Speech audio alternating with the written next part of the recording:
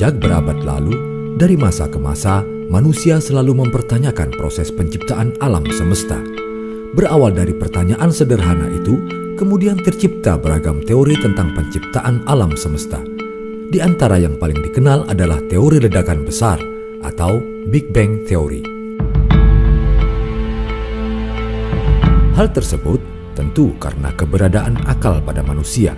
Maka dalam Islam terdapat konsep bahwa akallah yang menjadi pembeda dengan makhluk lainnya. Maka keberadaan akal adalah kunci untuk memahami penciptaan alam semesta bagi kehidupan manusia sendiri, serta jalan untuk mengenal Allah sebagai penciptanya.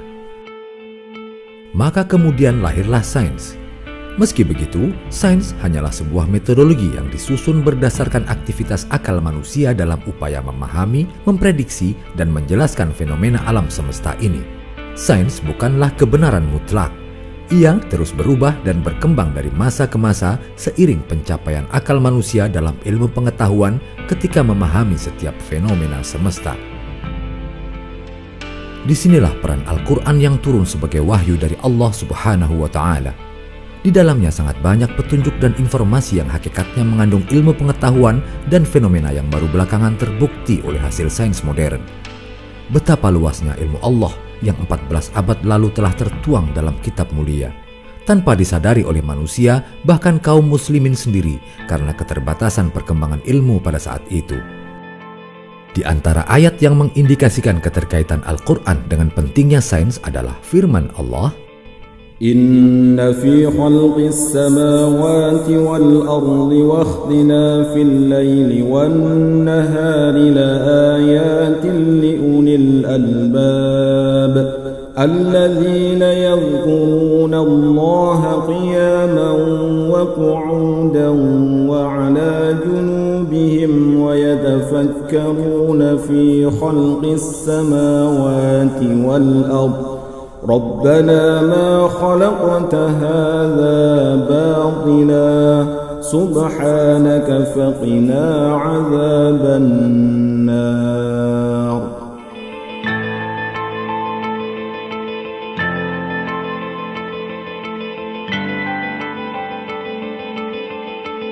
Posisi benda langit, planet, bulan, matahari, dan rasi bintang dahulu dipergunakan untuk meramal nasib manusia.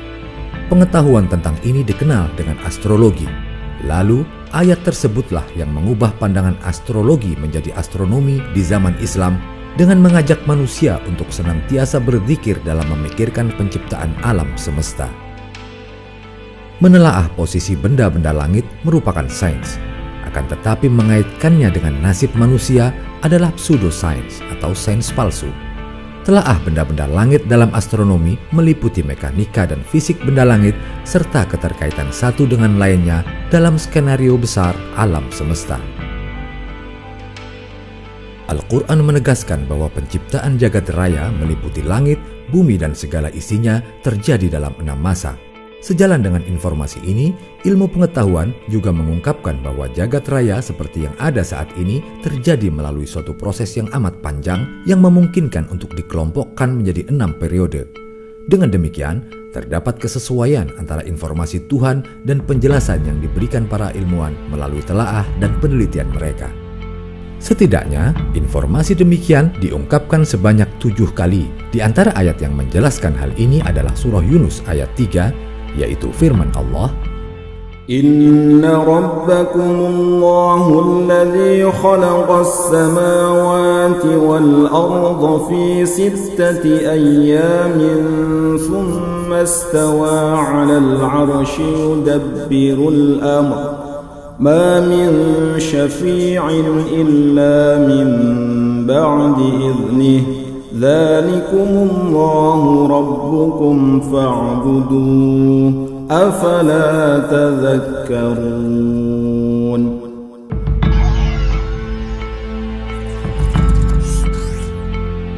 Kata yaum yang berarti hari pada ayat tersebut dimaksudkan sebagai rentang waktu atau periode penciptaan, bukan seperti hari yang dipahami manusia saat ini.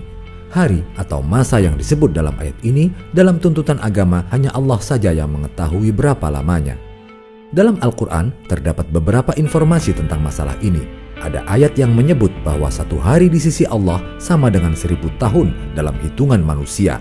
Seperti firman-Nya dalam surah Al-Hajj ayat 47 sebagai berikut. وَإِنَّ يَوْمًا عِندَ رَبِّكَ كَأَلْفِ سَنَةٍ مِّمَّا تَعُدُّونَ. Pada ayat lain dijelaskan bahwa 1 hari itu sama dengan 50.000 tahun dalam hitungan manusia. Keterangan ini seperti yang disebutkan dalam surah Al-Ma'arij ayat 4 sebagai berikut.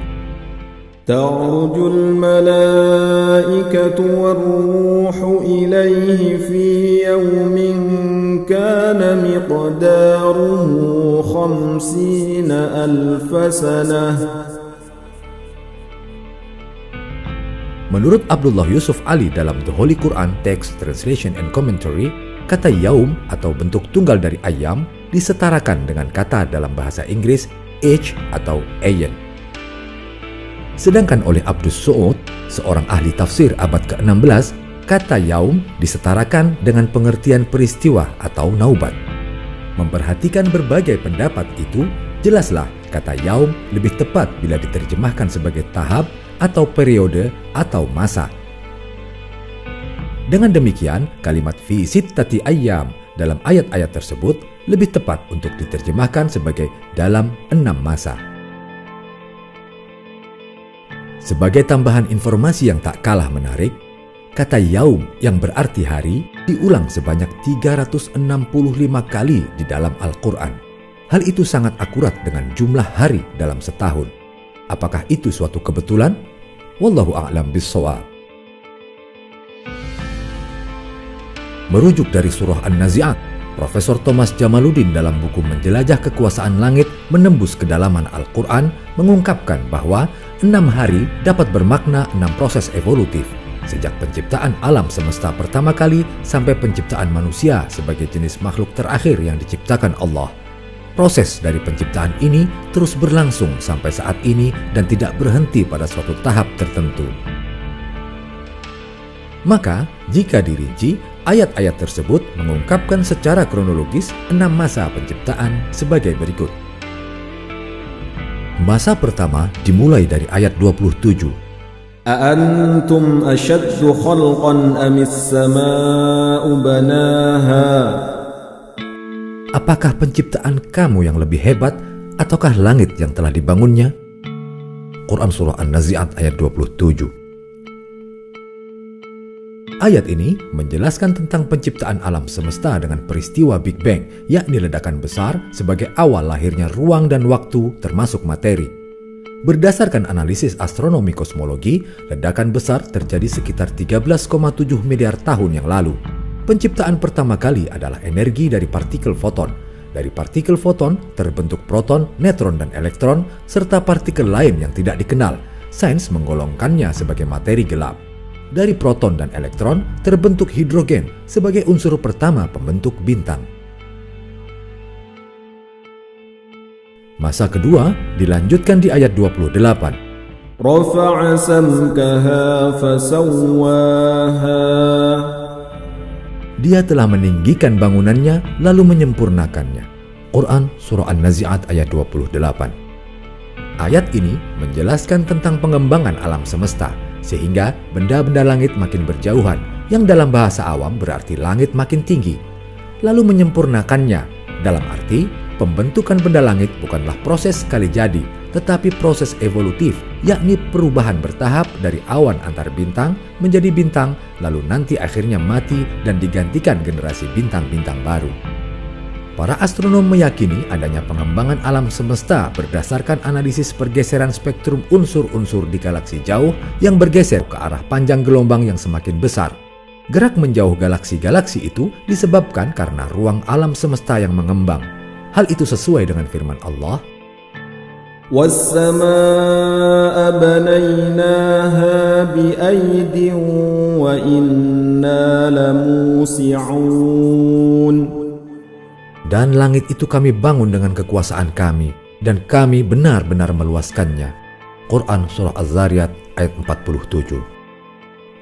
Secara sederhana, keadaan awal alam semesta yang berkembang itu dapat diilustrasikan dengan pembuatan roti. Materi pembentuk roti itu semula terkumpul di dalam gumpalan kecil, kemudian mulai mengembang. Dengan kata lain, ruang pada bagian dalam roti sedang mengembang.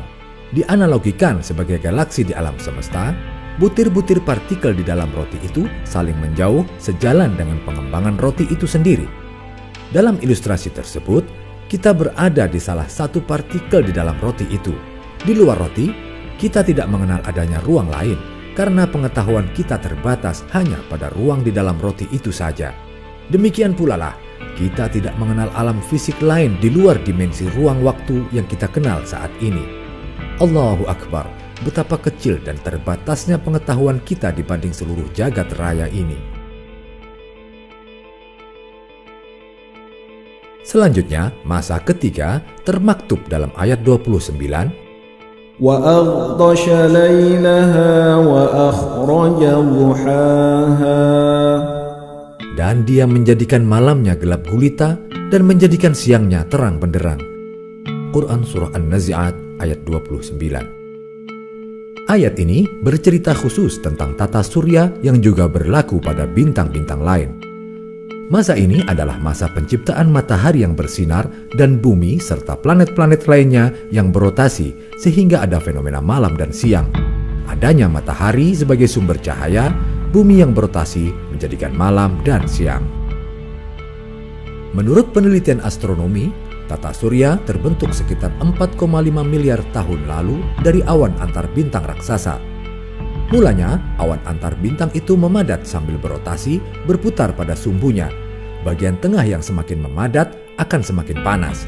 Ketika suhunya mencapai puluhan juta derajat, mulainya reaksi nuklir. Hidrogen berfusi dengan hidrogen, menghasilkan helium dan energi. Bagian inti awan antar bintang itu menjadi matahari yang mulai memancarkan energinya. Lambat laun, debu-debunya tersibak oleh angin matahari, sementara debu yang memadat di sekitar matahari kemudian berproses membentuk planet-planet, salah satunya bumi kita ini. Lalu, masa keempat pada ayat 30, وَالْأَرْضَ بَعْدَ ذَلِكَ دَحَاهَا. Dan setelah itu bumi dia hamparkan. Quran Surah An-Nazi'at ayat 30. Ayat ini menjelaskan proses evolusi di planet bumi. Setelah bulan terbentuk dari lontaran bagian kulit bumi karena tumbukan benda langit lainnya, lempeng benua besar atau Pangea kemudian dihamparkan yang menjadikan benua-benua mulai terpisah membentuk 5 benua plus Antartika. Bumi dihamparkan dalam ayat tersebut bermakna lempeng benua yang bergeser sedikit demi sedikit dalam waktu ratusan juta tahun. Sekitar 225 juta tahun lalu, semua benua masih bergabung. Lalu, benua Amerika mulai berpisah dari benua Eropa dan Afrika, sementara benua Asia bergabung dengan lempeng India Australia yang terlepas dari benua Afrika. Berikutnya, masa kelima, ayat ke-31. أَخْرَجَ مِنْهَا مَاءَهَا وَمَرْعَاهَا. Darinya dia pancarkan mata air dan ditumbuhkan tumbuh-tumbuhannya. Quran Surah An-Nazi'at ayat 31. Ayat ini menjelaskan awal penciptaan kehidupan di bumi, mungkin juga di planet lain yang disiapkan untuk kehidupan dengan menyediakan air. Proses pemanasan yang menyebabkan penguapan dan pembentukan awan, lalu hujan yang menyebabkan siklus hidrologi yang akhirnya memancarkan mata air. Al-Quran tidak menjelaskan proses awalnya, tetapi hanya menguraikan substansi proses hidrologis yang dikaitkan dengan proses awal kehidupan, yaitu menumbuhkan tumbuh-tumbuhan sebagai makhluk hidup pertama. Kehidupan diperkirakan bermula dari laut yang hangat sekitar 3,5 miliar tahun yang lalu berdasarkan fosil tertua yang pernah ditemukan. Di dalam Al-Quran Surah Al-Anbiya ayat 30 memang disebutkan semua makhluk hidup berasal dari air. Lahirnya kehidupan di bumi dimulai dari makhluk bersel tunggal dan tumbuh-tumbuhan. Yang menarik, proses lahirnya kehidupan yang dimulai dari tumbuhan terkait dengan skenario Allah menyiapkan kehidupan di bumi. Hadirnya tumbuhan dan proses fotosintesis sekitar 2 miliar tahun lalu menyebabkan atmosfer mulai terisi dengan oksigen bebas. Adanya oksigen diperlukan oleh sebagian besar makhluk hidup bergerak, yakni binatang dan manusia. Dan terakhir, masa ke-6 dijelaskan pada 2 ayat berikutnya dalam surah An-Nazi'at. وَالْجِبَالَ أَرْسَاهَا مَتَاعًا لَكُمْ وَلِأَنْعَامِكُمْ. Dan gunung-gunung dipancangkan dengan teguh. Semua itu untuk kesenanganmu dan untuk hewan-hewan ternakmu. Quran Surah An-Nazi'at ayat 32-33. Ayat ini menjelaskan lahirnya gunung-gunung akibat evolusi geologi dan mulai diciptakannya hewan dan manusia. Masa ke-6 ini menceritakan lahirnya binatang dan manusia setelah prasyarat kehidupan yang utama, yaitu adanya air dan oksigen, terpenuhi. Proses geologis akibat pergeseran lempeng benua yang memunculkan gunung-gunung juga merupakan persiapan fisik yang memberikan keseimbangan dari gerakan bumi. Dan hal ini memungkinkan materi yang merupakan kandungan bumi dikeluarkan untuk kepentingan manusia sebagai khalifah di bumi. Berdasarkan temuan ilmiah yang diperoleh, telah disusun suatu silsilah evolusi yang berawal dari sejenis bakteri bersel satu yang hidup sekitar 3,5 miliar tahun lalu. Dari jenis bakteri lahir generasi ganggang yang masih hidup di air. Ganggang hijau sekitar 1-2 miliar tahun lalu melahirkan generasi tumbuhan darat. Dari jalur ganggang hijau, sekitar 630 juta tahun lalu juga lahir generasi hewan tak bertulang belakang.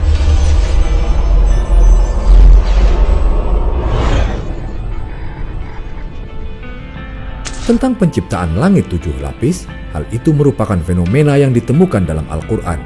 Ada beberapa ayat yang memberikan informasi tentang hal ini. Di antaranya adalah yang terdapat pada surah Al-Mulk ayat 3, yaitu الذي خلق 7 سماوات طباقا ما ترى في خلق الرحمن من تفاوت فارجع البصر هل ترى من فطور. Pemahaman tentang 7 langit berkembang sesuai pemahaman manusia tentang alam semesta. Dalam kebudayaan Eropa kuno, orang menganggap langit itu berlapis-lapis dengan bumi sebagai pusat alam semesta atau geosentrik. Bulan berada pada langit pertama, kemudian pada langit kedua sampai ketujuh masing-masing ada Merkurius, Venus, Matahari, Mars, Jupiter, dan Saturnus. Di luar langit 7 itu ada bintang-bintang lainnya. Dulu, orang juga mengaitkan dengan astrologi atau peramalan bintang, yaitu bahwa benda-benda langit yang dikaitkan dengan kepercayaan akan dewa penguasanya mempengaruhi kehidupan di bumi bergantian dari jam ke jam, dimulai dari yang terjauh. Ada pula yang berpendapat 7 langit diartikan dengan lapisan-lapisan atmosfer yang dekat dengan bumi ini. Namun, apabila teori tersebut dikaitkan dengan Mi'raj Rasulullah SAW, nampak kurang tepat. 7 langit ini mungkin lebih pas bila diartikan sebagai 7 dimensi ruang waktu.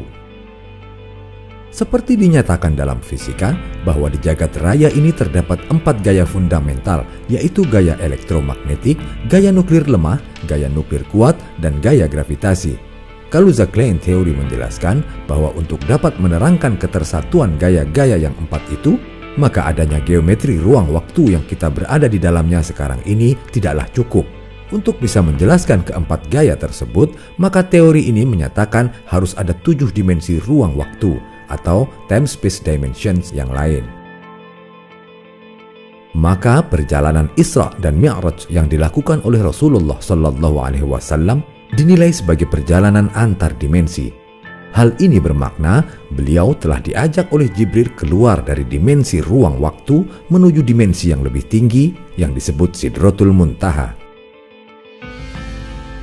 Kita hidup dalam dimensi ruang waktu. Karenanya, kita selalu mengukur berdasarkan ukuran ruang seperti besar, kecil, jauh, dekat.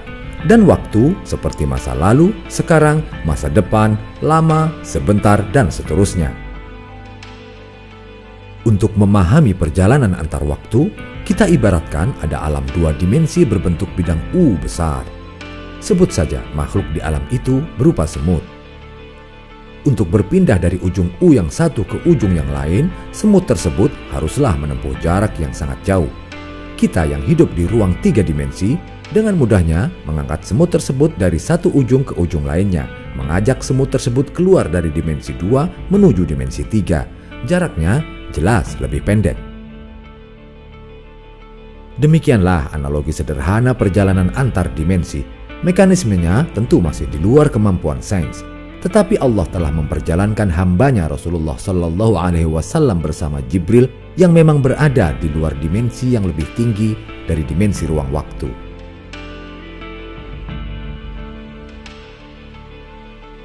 Para ilmuwan telah membuktikan betapa alam semesta ini diciptakan dengan sangat presisi.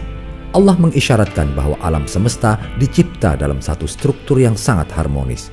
Informasi demikian dapat ditemukan dalam banyak ayat dalam Al-Quran, di antaranya surah Ar-Ra'd ayat 2. Allahul ladzi rafa'as samawati bighairi 'amadin tarawnaha thumma istawa 'alal 'arsyi wa sakhkhara asy-syamsa wal qamara kullun yajri li ajalin musamma yudabbirul amra yufassilul ayati la'allakum biliqa'i rabbikum tuqinun.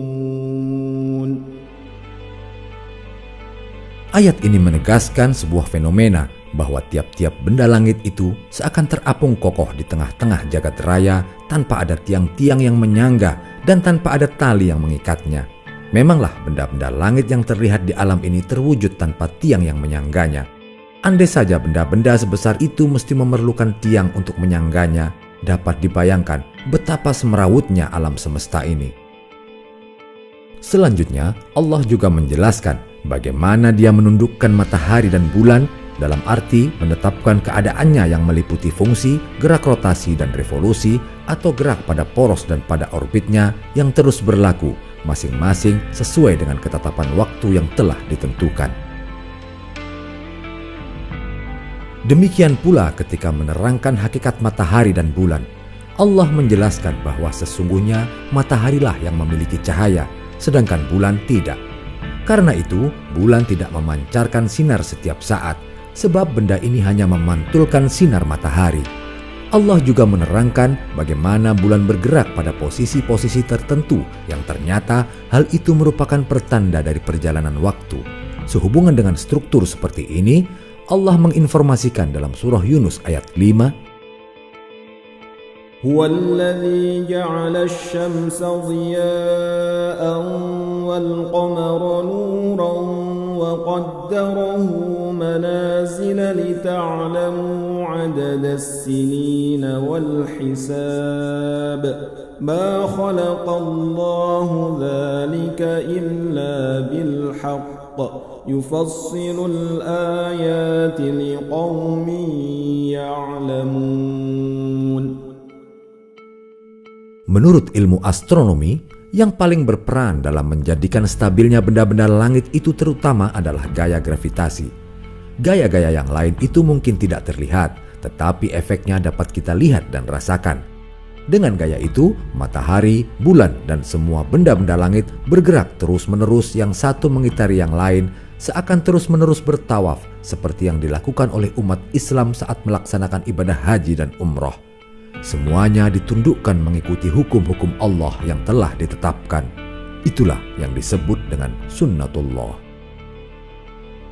Pada ayat tersebut juga dijabarkan ketentuan Allah tentang garis edar atau orbit yang teratur dari matahari dan bulan. Hal itu berakibat munculnya pergantian siang dan malam, dimaksudkan agar manusia mengetahui perhitungan tahun dan ilmu hisab, yaitu ilmu tentang penghitungan waktu yang didasarkan pada posisi bulan atau matahari. Begitulah ketetapan Allah menciptakan alam semesta ini dengan penuh harmoni dan presisi, kemudian menjadikan manusia di kehidupan bumi untuk menjadi khalifah. Ketaatan pada peringatan Allah untuk menjaga alam ini akan membuahkan kebaikan bagi alam maupun manusia. Namun demikian, banyak pula di antara manusia yang justru tidak melakukan tugas ini seperti yang dikehendaki Allah. Akibat yang dapat disaksikan adalah fenomena-fenomena yang menjurus pada kerusakan dan kehancuran alam semesta. Sebagaimana firman Allah, telah tampak kerusakan di darat dan di laut disebabkan karena perbuatan tangan manusia. Allah menghendaki agar mereka merasakan sebagian dari akibat perbuatan mereka, agar mereka kembali ke jalan yang benar. Quran Surah Ar-Rum ayat 41. Global warming dan menipisnya lapisan ozon hanyalah contoh awal yang sering dikhawatirkan dunia saat ini.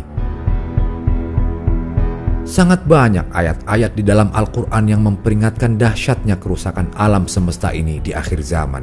Di antaranya, apabila bumi diguncangkan sedahsyat-dahsyatnya dan gunung dihancur luluhkan sehancur-hancurnya, maka jadilah ia debu yang berterbangan. Quran Surah Al-Waqiah ayat 4-6. Di ayat lainnya, Allah juga memperingatkan, apabila langit terbelah, dan apabila bintang-bintang jatuh berserakan, dan apabila lautan dijadikan meluap. Quran Surah Al-Infitar ayat 1-3.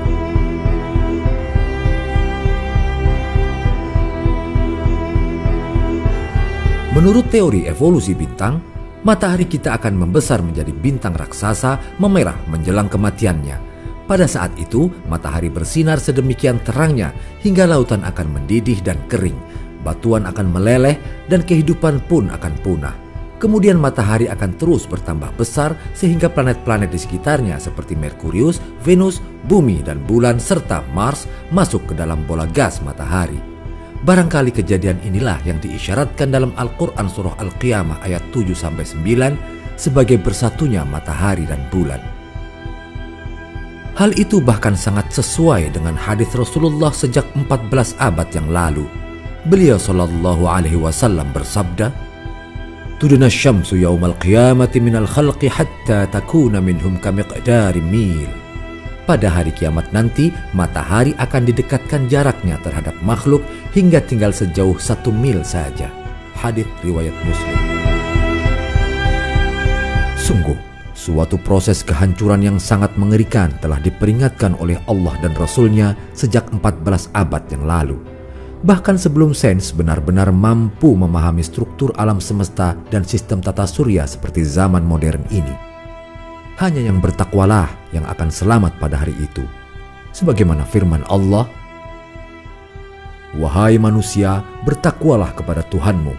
Sungguh, guncangan hari kiamat itu adalah suatu kejadian yang sangat dahsyat." Quran Surah Al-Hajj ayat 1. Hari akhir itu pasti akan datang atas kehendak penciptanya. Memanglah semua yang ada di jagat raya ini akan binasa kecuali Allah sang pencipta. Sebagaimana firman-Nya, "Kullu syai'in halikun illa wajhah." Segala sesuatu pasti akan binasa kecuali Allah. Quran Surah Al-Qasas ayat 88.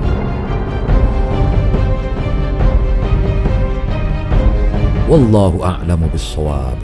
Semoga kajian ini bermanfaat menambah pengetahuan kita. Lebih dari itu, semoga menambah ketakwaan kita kepada Allah Azza wa Jalla. Sampai jumpa, ikuti terus video-video kajian tafsir ilmi berikutnya.